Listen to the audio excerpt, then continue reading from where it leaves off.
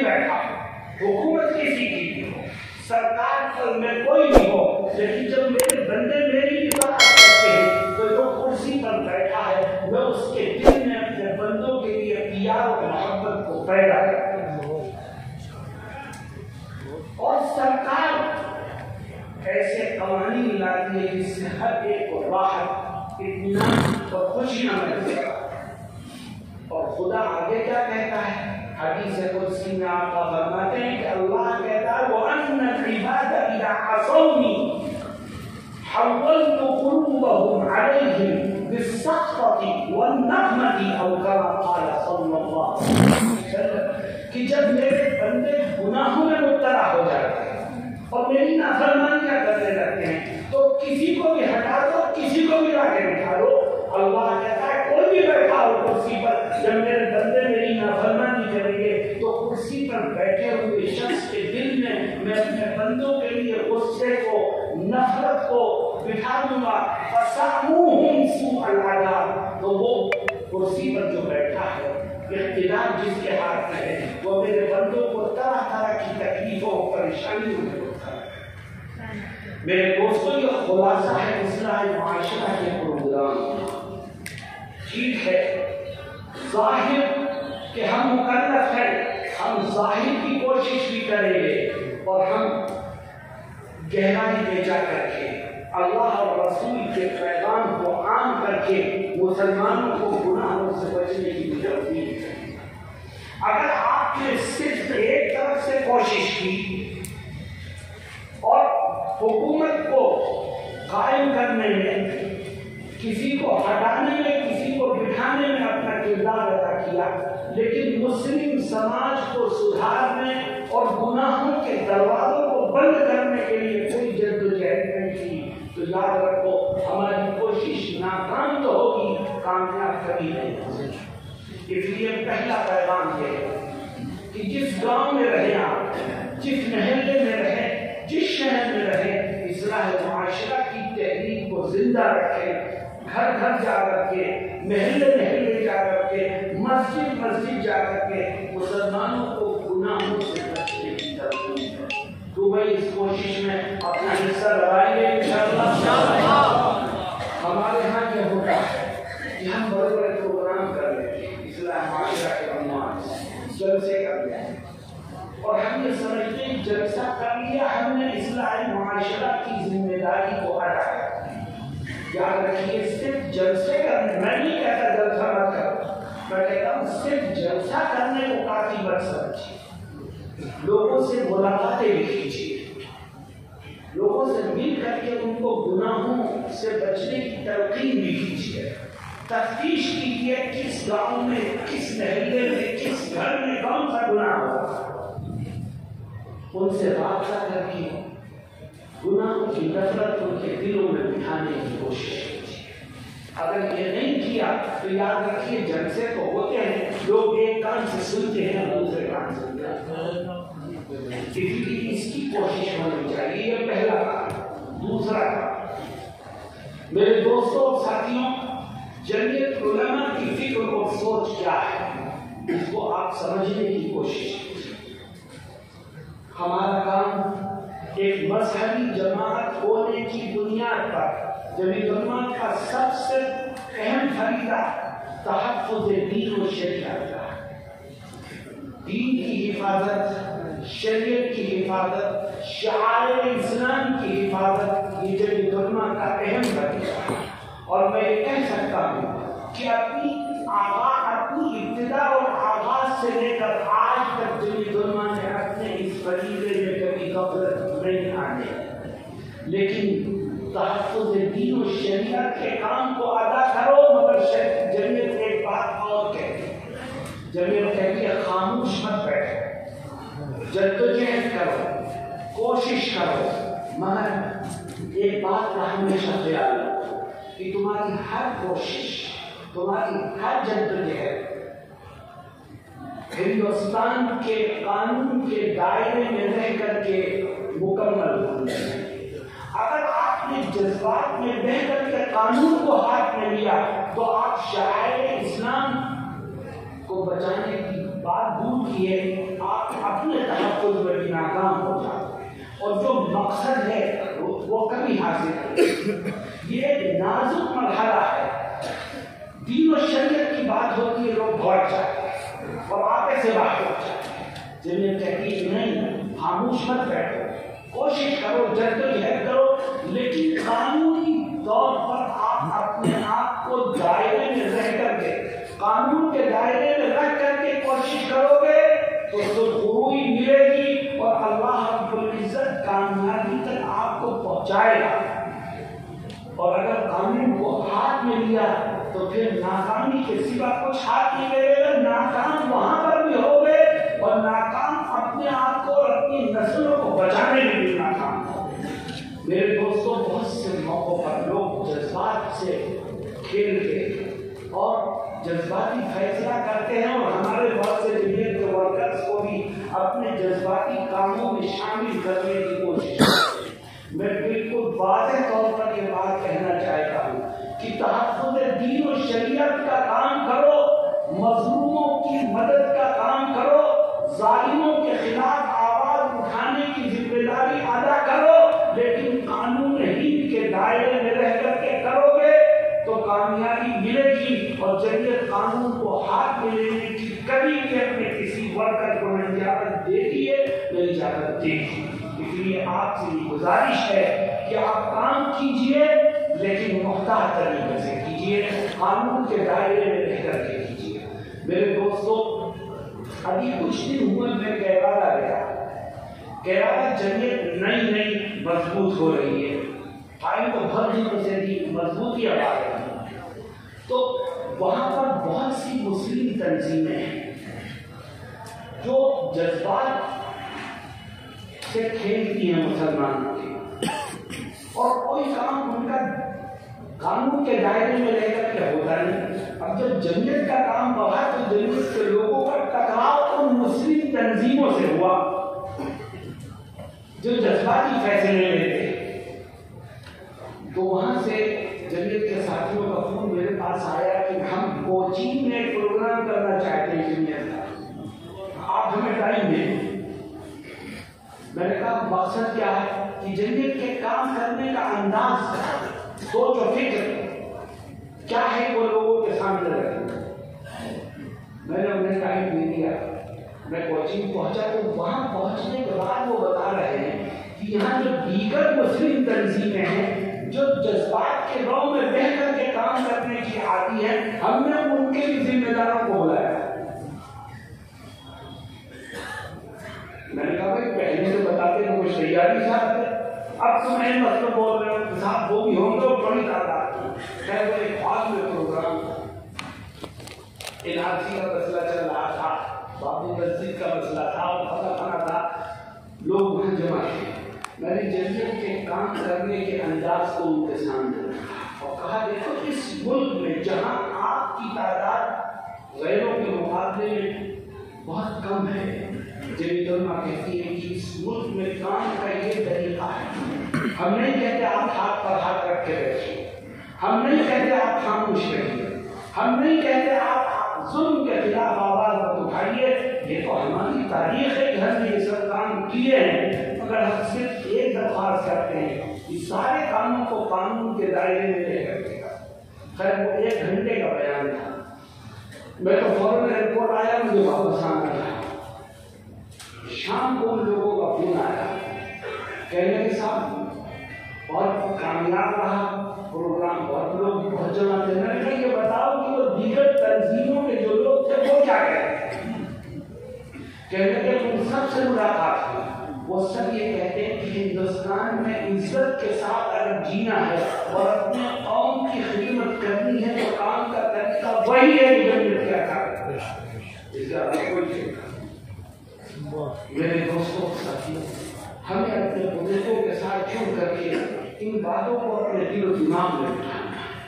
اس لیے میں نے دوسری بات کہی, تحفظ دین و شریعت. اس کام کو کریے, بالکل اپنے اندر نرمی بتانے دیجیے, کمزوری بتانا دیجیے. یاد رکھیے اب سے 3 سال پہلے کی بات ہے جب نئی BJP گورنمنٹ یوپی میں آئی تھی. ہجومی تشدد کا ایک سلسلہ جاری تھا، لوگ خوف و ہراس میں مبتلا تھے۔ اسی ایام میں بقرعید کا زمانہ آ گیا۔ حضرت قائد ملت مولانا ارشد مدنی مدد اللہ دیش کے باہر تھے۔ بقرعید سے 15 دن 20 دن پہلے ہماری میٹنگ ہوئی، ہم نے ہر ضلع کے ذمہ دار کو لوگوں میں خوف اتنا تھا کہ وہ قربانی کا جانور خریدنے اور قربانی کرنے میں ڈر رہے۔ ہم نے لوگوں کو بلا کے کہا کہ دیکھو یہ ایک موقع ہے جس میں آپ کو اپنی دینی حمیت کا اور اپنی ذمہ داری کا احساس دلانا چاہتا۔ گورنمنٹ کا رخ سخت ہے، ہجومی تشدد کے واقعات ہو رہے ہیں، لیکن اگر کوئی مسلمان فریضہ قربانی کو ادا کرنے سے خوف و دہشت کی وجہ سے رہ گیا تو کل اللہ کے ہاں ہمارا اور آپ کا گریبان ہم جواب نہیں دے سکتے۔ اس لیے تیار ہو جاؤ اس بات کے لیے کہ قربانی سے پہلے مسلمانوں کے دلوں کے اندر ہمیں اس عزم کو بٹھانا ہے کہ جانور لاؤ اور حسب معمول قربانی کرو، کسی طرح کے خوف کی اور ڈر کی ضرورت نہیں۔ صوبائی ذمہ داروں تک لیٹر بھیجے گئے اور پھر ضلعی ذمہ داروں کے لیے لیٹر ہم نے جنگل کے ذمہ داروں کو لکھنے کے لیے کہ آپ اپنے ضلع کی طرف سے ہر ضلع کے ذمہ دار ادھیکاریوں کو جا کے دیجیے۔ اللہ کا شکر ہے کہ جبھی اللہ دیکھو دلوں کو پلٹنے والا تو اللہ ہے۔ اللہ کہتا ہے تم سے جو ہو سکے وہ کرو، کامیابی دینا میرے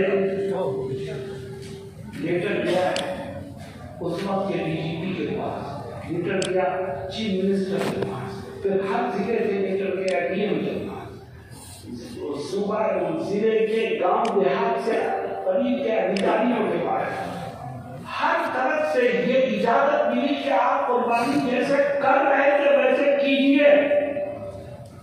نہ بازار لگانے میں کوئی رکاوٹ ہوگی، نہ جانور خرید کے گھر لانے میں کوئی رکاوٹ ہوگی، نہ قربانی کرنے میں کوئی رکاوٹ ہوگی، بس کھلے میں نہ کرنے کسی بند جگہ۔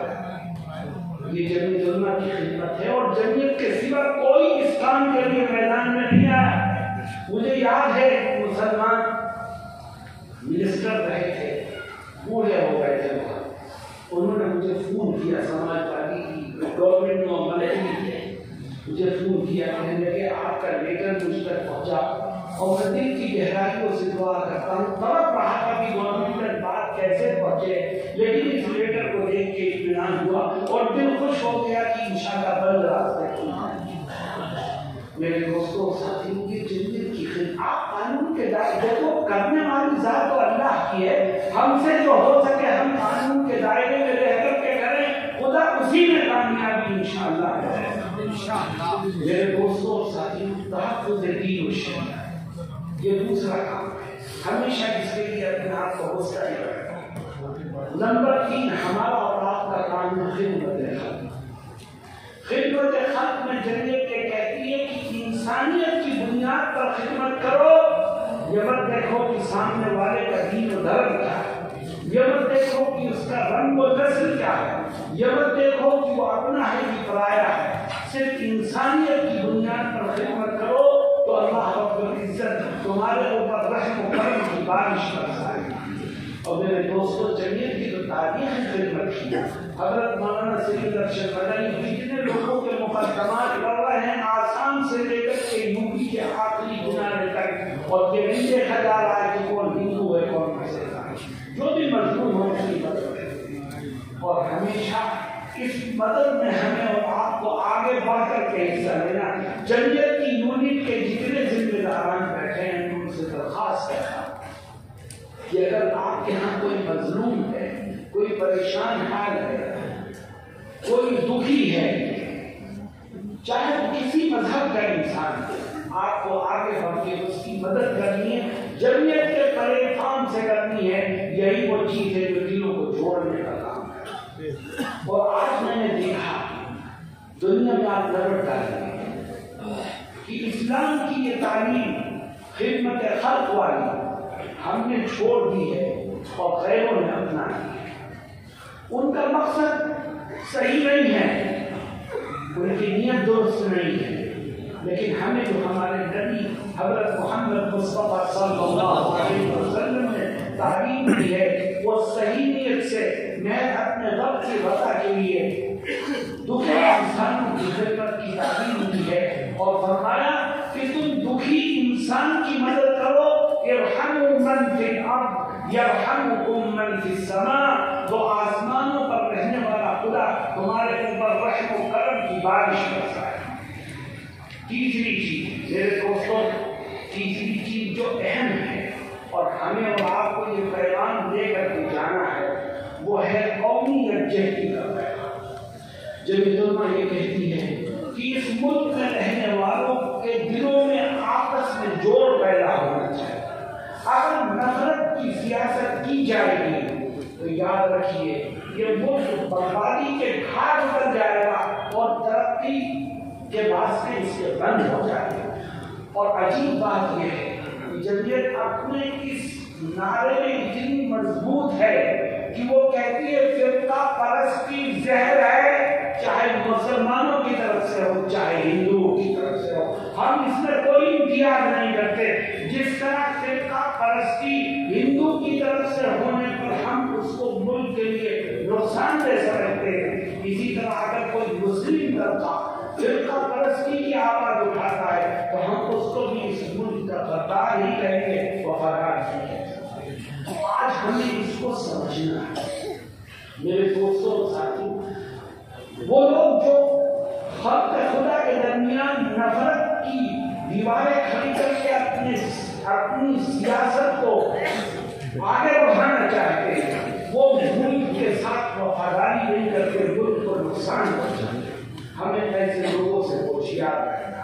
اور حضرت مولانا شیخ مدنی صاحب بار کہتے ہیں، ابھی پرسوں میں ملاقات ہوئی تو وہاں پر بھی فرمانے لگے کہ مسلمانوں کے جلسوں میں مقامی ہندوؤں کو بھی شرکت کی دعوت۔ وہ کہتے ہیں بار بار کہ مدرسوں کے جلسوں میں بھی بلاؤ اور کہو دیکھو مدرسوں میں کیا۔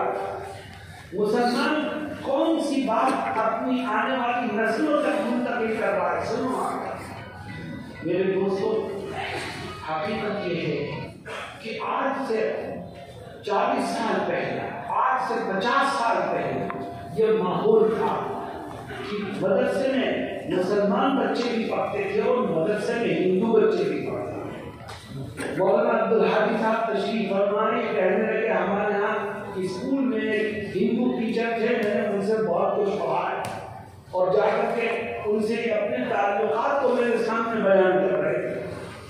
یہ ہماری پرانی پرمپرا ہے جس کو ہمیں آگے بڑھانا ہے، اور مسلمانوں ہم اور آپ جب تک اس کوشش کو آگے نہیں بڑھائیں گے کسی دوسرے کے آگے بڑھانے سے یہ بیل پروان نہیں چلے گا۔ آپ یہ سوچنے لگے کہ بھائی اس ملک میں ہندو بھی تو رہتے ہیں، قومی یکجہتی کی بات وہ کیوں نہیں کرتے؟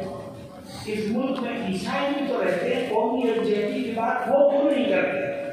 اس ملک میں سکھ بھی تو رہتے ہیں، قومی یکجہتی کی بات وہ کیوں نہیں کرتے؟ قومی یکجہتی کی بات مسلمان ہی کیوں کرتا ہے؟ قومی یکجہتی کی بات ہندو کے لوگ ہی کیوں کرتے ہیں؟ یاد رکھو، آسمانی پیغام اگر ہے تو ہمارے پاس، شریعت کی تعلیم اگر ہے تو ہمارے پاس، نبی کا کردار اگر ہے تو ہمارے پاس، اللہ کے احکامات ہیں تو ہمارے پاس۔ اس لیے ہمیں اپنے اخلاق اور کردار سے لوگوں کو قریب کرنا چاہیے، دلوں کو جوڑنے کی کوشش کرنی چاہیے۔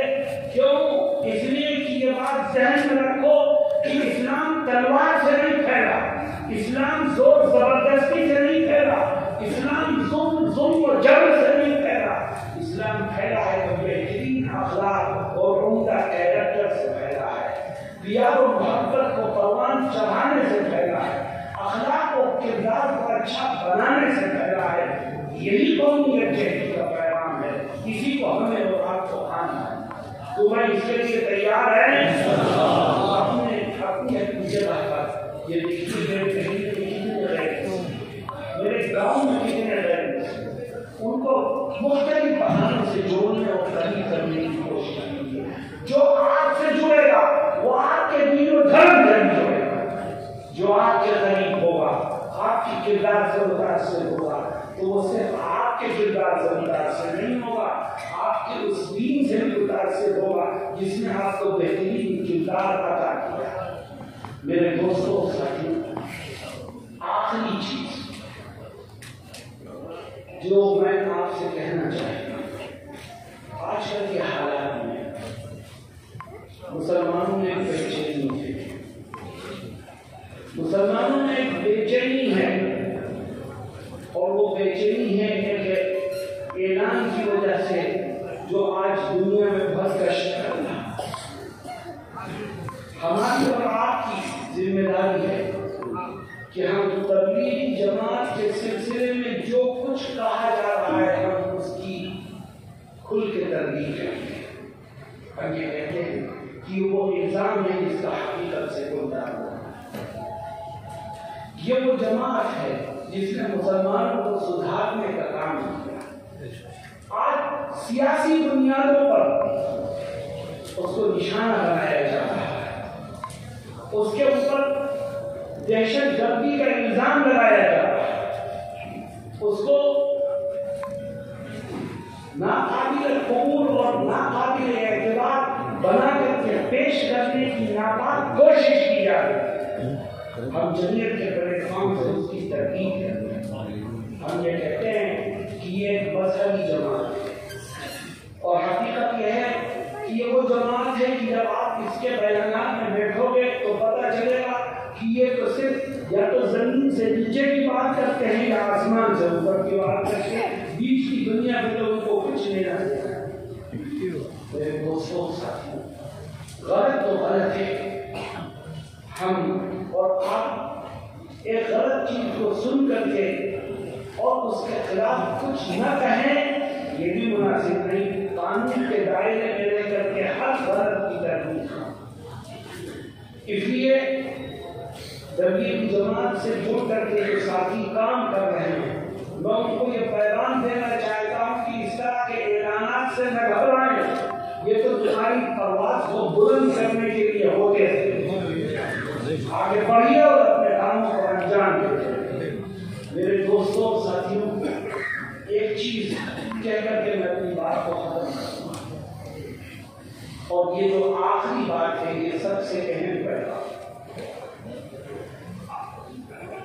مسلمانوں اور جمعیت کے ساتھیوں، آج کی یہ موجودہ حالات میں سب سے بڑا نقصان اگر ہم کو پہنچایا ہے تو ہمارے آپسی اختلاف نے پہنچایا۔ یہی آپسی اختلاف ہے جس نے ہمیں سیاسی میدان سے نکال کر کے باہر رکھا۔ اگر ہم اپنے اندر اتحاد اور یونٹی کو پیدا کرتے ہیں تو یاد رکھو اللہ رب العزت دشمنوں کے دلوں میں آج بھی ہمارے رعب کو بٹھانے کے لیے تیار ہے، لیکن آپسی اختلاف میں ہمیں کہیں کا نہیں۔ اور جو مسلم علاقے ہیں جہاں مسلمان 50% ہے، 40% ہے، 55 یا 60% ہے، وہاں جب الیکشن کا وقت آتا ہے تو ایک نہیں 10 امیدوار کر رہے ہیں، اور ہم کبھی برادری کے نام پہ تقسیم ہوتے ہیں، کبھی پیشے کے نام پہ تقسیم ہوتے ہیں، کبھی خاندان کے نام پہ تقسیم ہوتے ہیں، کبھی اپنے اور پرائے کے نام پہ تقسیم ہوتے ہیں، اور نتیجہ یہ نکلتا ہے کہ ہماری تعداد ان علاقوں میں جہاں ہم آدھے سے زائد ہیں فیصلہ تم رول ادا کر سکتے ہیں، وہاں پر بھی ہم ناکام رہتے ہیں اور مد مقابل کامیاب ہو جاتے ہیں۔ یہ ہماری آپسی اختلاف میں ہمیں یہ منہ دکھائے، یہ دن دیکھنے پر مجبور کیا۔ اس لیے مسلمانوں اور خاص طور پر جمعیت کے ساتھیوں سے میں درخواست کروں گا کہ اپنے علاقے میں گھر گھر جا کر لوگوں میں بیداری پیدا کریں اور انہیں اس بات پر آمادہ کریں کہ اپنے اندر اتحاد اور اتفاق کو پیدا کریں۔ اختلاف اگر ہے تو اس کو دور کرو۔ کیوں؟ اللہ رب العزت قرآن میں 2 باتیں کہتا ہے، غور کرو آیت پڑھ کر کے میں بات کو ختم کروں۔ اللہ کہتا ہے وَلَا تَنَازَعُوا فَتَفْشَلُوا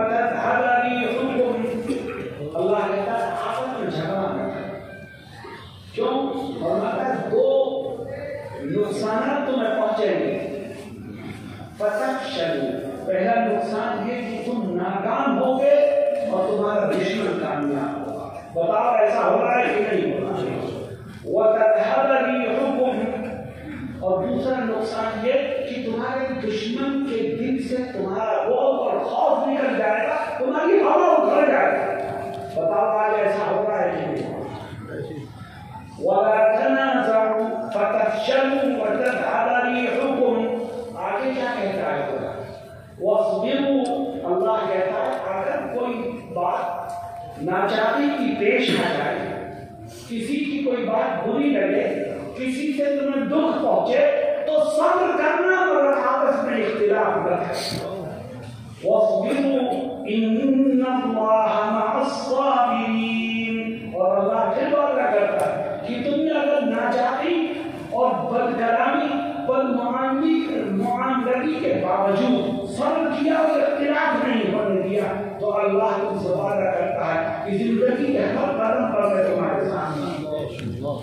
میرے دوستوں ساتھیوں، یہ پیغامات ہیں جو میں نے آپ کے سامنے، آپ نے مجھ سے یہ وعدہ کیا تھا کہ میں قدم بہ قدم ہم تمہاری مدد کے لیے، نصرت کے لیے اور حمایت کے لیے تیار ہیں. آپ اپنے وعدے پر قائم ہیں؟ اگر آپ میرا تعاون اور میری مدد کرنا چاہتے ہیں کہ جو پیغامات آپ کے سامنے رکھے ہیں اپنے اپنے علاقے میں جا کر اس پر عمل درآمد شروع کریں اور مجھ سے رابطے میں رہیے، دفتر سے رابطے میں رہیے. کہیں آپ کو پریشانی ہو میں خدمت کے لیے حاضر ہوں. آپ بلائیں گے میرے پاس ٹائم ہوگا میں حاضر ہو جاؤں. لیکن آپ مکانی طور پر تو ہر وقت آپ اپنے علاقے میں آپ کو کام کرنا ہے اور جنت کے پیغام کو آگے بڑھانا ہے. اللہ رب العزت مجھے اور آپ کو کہنے اور سننے سے زیادہ عمل کی توفیق سے مالا مال فرمائے. وآخر دعوانا ان الحمد